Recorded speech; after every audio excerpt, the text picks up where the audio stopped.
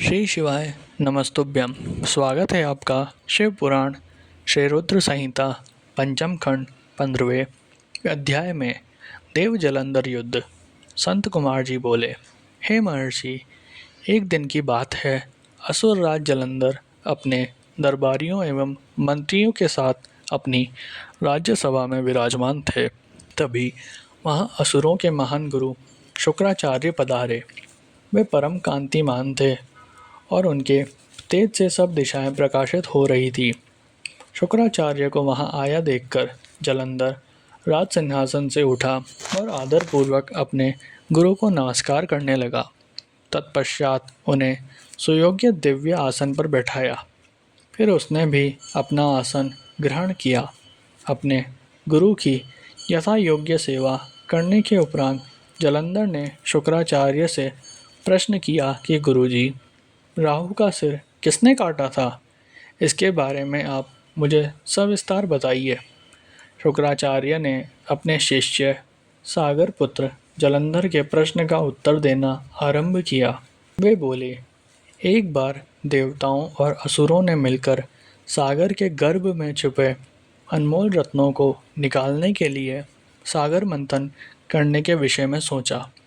इस प्रकार दोनों असुरों व देवताओं ने यह तय की हुआ कि जो कुछ भी समुद्र मंथन में प्राप्त होगा उसे देवताओं और असुरों में आधा आधा बांट लिया जाएगा।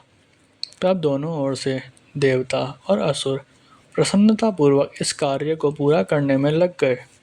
समुद्र मंथन में बहुत से बहुमूल्य रत्न आदि प्राप्त हुए, जैसे देवताओं और असुरों ने आपस में बांट लिया। परंतु जब समुद्र मंथन द्वारा अमृत का कलश निकला तो राहु ने देवताओं का रूप धरकर अमृत पी लिया। ये जानते ही कि राहु ने अमृत पी लिया है, देवताओं के पक्षधर भगवान विष्णु ने राहु का सिर अपने सुदर्शन चक्र से काट दिया। ये सब उन्होंने देवराज इंद्र के बहकावे में आकर किया था। ये सुनते ही जलंधर के नेत्र क्रोध में लाल हो गए। उसने घसमर नामक राक्षस का स्मरण किया, जो पल भर में ही वहां उपस्थित हो गया। जलंधर ने पूरा वृतांत घसमर को बताते हुए इंद्र को बंदी बनाकर लाने का आदेश दे दिया। घसमर जलंधर का वीर और पराक्रमी दूत था। वह आज्ञा पाते ही इंद्रदेव को लाने के लिए वहां से चल गया। देवराज इंद्र की सभा में पहुंचकर जलंधर के दूत ने अपने स्वामी का संदेश इंद्र को सुना दिया। ये बोला कि तुमने मेरे स्वामी जलंधर के पिता समुद्र देव का मंथन करके उनके सभी रत्नों को ले लिया है। तुम वह सभी रत्न लेकर और अपने अधीनस्थों के साथ मेरे स्वामी के शरण में चलो।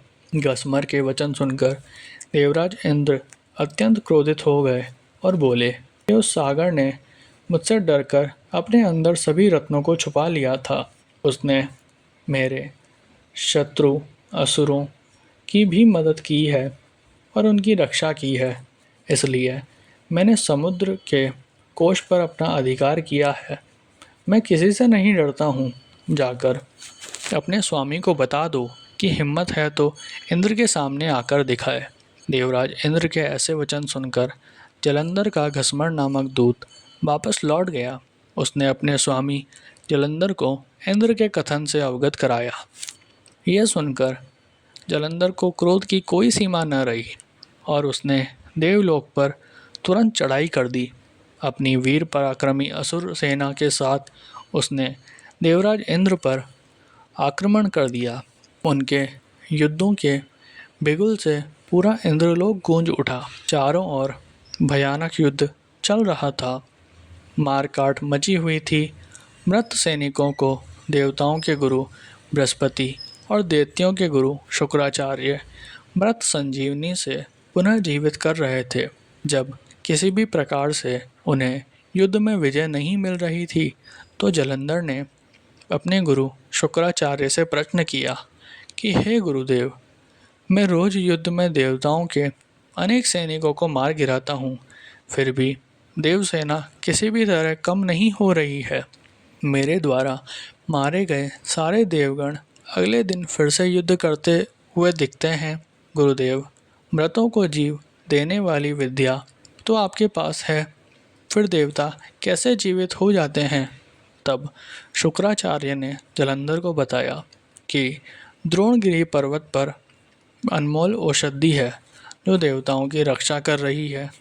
यदि तुम उन्हें हराना चाहते हो तो द्रोणगिरी को उखाड़कर समुद्र में फेंक दो। अपने गुरु शुक्राचार्य की आज्ञा लेकर जलंधर द्रोण पर्वत की ओर चल दिया। वहां पहुंचकर उसने अपनी महापराक्रमी भुजाओं से द्रोण पर्वत को उठाकर समुद्र में फेंक दिया और पुनः जाकर देवसेना से युद्ध करने लगा। जलंधर ने अनेक देवताओं को अपने प्रहार से घायल कर दिया और हजारों देवगणों को पलक झपकते ही मौत के घाट उतार दिया। जब गुरुदेव बृहस्पति देवताओं के लिए औषधि लेने द्रोणगिरी पहुँचे तो पर्वत को अपने स्थान पर न देखकर बहुत आश्चर्यचकित हुए। वापस आके उन्होंने देवराज इंद्र को इस विषय में बताया और आज्ञा दी कि यह युद्ध तुरंत रोक दिया जाए, क्योंकि अब तुम असुर राज जलंधर को नहीं जीत सकोगे। ऐसी स्थिति में प्राणों की रक्षा करना ही बुद्धिमता है।